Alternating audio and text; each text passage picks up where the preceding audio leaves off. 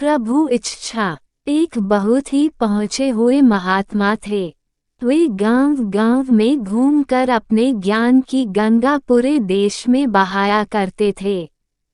वे किसी भी गांव में अपना डेरा डालते, फिर वहां के लोगों में ज्ञान रूपी गंगा का समावेश करते और अगले गांव की ओर निकल पड़ते। एक बार महात्मा घूमते घूमते एक शहर के पास पहुँचे, लेकिन रात हो जाने के कारण शहर का दरवाज़ा बंद हो गया था।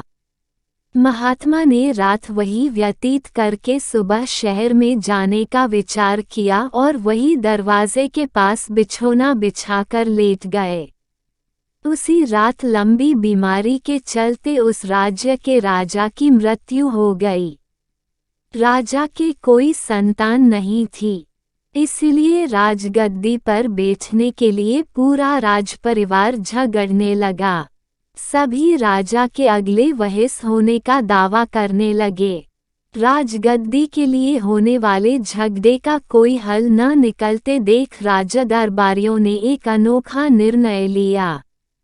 राजा दरबारियों ने सर्वसम्मति से यह निर्णय लिया कि अगले दिन सुबह शहर का दरवाजा खुलने पर जो व्यक्ति सबसे पहले शहर के अंदर कदम रखेगा उसी को राज्य का राजा घोषित कर दिया जाएगा।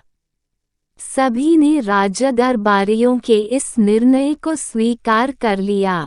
अगले दिन सुबह जैसे ही शहर का दरवाजा खुला, महात्मा अपना बिछौना उठाकर शहर के अंदर की ओर चल पड़े। जैसे ही महात्मा ने शहर के अंदर कदम रखा, पूरा शहर महात्मा की जय जयकार करने लगा। राज दरबारी महात्मा को आदर पूर्वक महल में लेकर आए। महात्मा को समझ नहीं आ रहा था कि यह सब क्या हो रहा है। महात्मा ने राजा दरबारियों से इस आदर सत्कार और जय जयकार का कारण पूछा तो राजा दरबारियों ने महाराज की मृत्यु के बाद पनपे विवाद और विवाद के हल के लिए सबसे पहले शहर आने वाले व्यक्ति को राजा बनाने की बात महात्मा जी को बता दी। महात्मा जी को पूरी बात समझ आ गई। उन्होंने राज्य की प्रजा और राजदरबार द्वारा दिए गए आदर सत्कार को स्वीकार किया और स्नान करके राजा की पोशाक पहन ली। राजगद्दी पर बैठने के बाद महात्मा ने नौकरों को एक बक्सा लाने का आदेश दिया और बक्से में अपनी धोती, पीताम्बर और वस्त्र रखकर उसे बंद कर सुरक्षित स्थान पर रखवा दिया। अब महात्मा एक राजा की तरह अपना राजपाट चलाने लगे। महात्मा जी को धन, लोभ और वैभव से कोई मोह तो था नहीं, सो वे निष्काम भाव से इस कार्य को प्रभु इच्छा समझकर राज्य की सेवा करने लगे। महात्मा जी के राजपाट संभालने के बाद राज्य की प्रजा खुशी खुशी अपना जीवन यापन करने लगी, जिसके परिणाम स्वरूप कुछ ही दिनों में राज्य की काफी उन्नति हो गई। अब राज्य में कोई भी व्यक्ति दुखी नहीं था। पूरा राज्य महात्मा जी के राजा बनने से खुश था। राज्य की उन्नति से राज्य का खजाना भी भर गया। राज्य की खुशहाली और उन्नति देखकर आसपास के राज्य के राजाओं की नज़र राज्य पर पड़ने लगी। उन्होंने सोचा कि महात्मा जी को राज करना तो आता है, लेकिन युद्ध करना नहीं। अगर महात्मा जी के राज्य पर आक्रमण कर दिया जाए तो इतने समृद्ध राज्य को आसानी से जीत लिया जा सकता है। बस यही सोचकर राज्य के पड़ोसी राजा ने राज्य पर चढ़ाई कर दी। राज्य की और दूसरे राज्य की सेना आते देख सेनापति ने राजा को पड़ोसी राज्य के आक्रमण की सूचना दी। सेनापति की बात सुनकर महात्मा जी ने किसी भी तरह की सैन्य कार्यवाही करने से इनकार कर दिया और कहा, धन संपदा के लिए प्राणों की आहुति देने का कोई औचित्य नहीं है।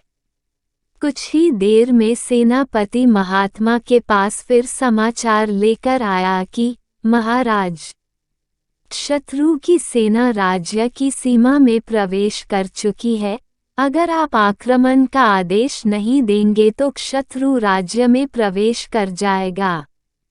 सेनापति के बात सुनकर महात्मा ने फिर किसी भी प्रकार की सैन्य कार्यवाही से इनकार कर दिया। जब पड़ोसी राज्य की सेना राज्य के समीप आ गई तो महात्मा जी ने सेनापति के हाथों यहाँ आने का कारण बताने का संदेश भिजवाया। महात्मा का संदेश पाकर पड़ोसी राज्य के राजा ने संदेश भिजवाया कि हम यहाँ आपका राज्य लेने आए हैं। महात्मा मुस्कुराए और बोले, राज्य के लिए युद्ध करना और इतने सारे सैनिकों का बलिदान लेना सही नहीं है। धन संपदा और राजपाट के लिए युद्ध करना कतई सही नहीं है।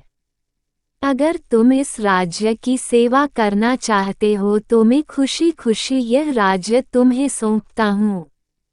महात्मा ने उसी वक्त सैनिकों को वह बक्सा लाने का आदेश दिया। बक्से से उन्होंने अपने साधु का वेश निकाला, हाथों में कमंडल लिया और पड़ोसी राज्य के राजा को राज्य सौंपते हुए कहा, इतने दिनों तक इस राज्य की सेवा मैंने की, अब आप करें।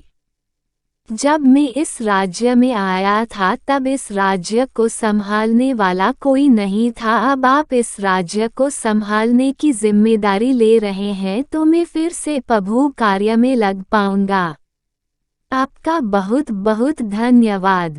राजा को महात्मा के साधुवाद ने इतना प्रभावित किया कि राजा ने महात्मा के राजपाट को अपने हाथों में लेकर राज्य का पूर्ण व सुचारू रूप से गठन किया।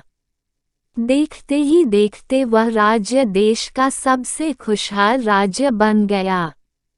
साथियों, कहानी प्रभु इच्छा का उद्देश्य यह नहीं है कि शत्रु के सामने अपना सब कुछ रख दो, बल्कि कहानी का उद्देश्य यह है कि महात्मा की तरह जो भी काम सामने आ जाए उसे निष्काम भाव से प्रभु इच्छा समझकर अच्छे से करो।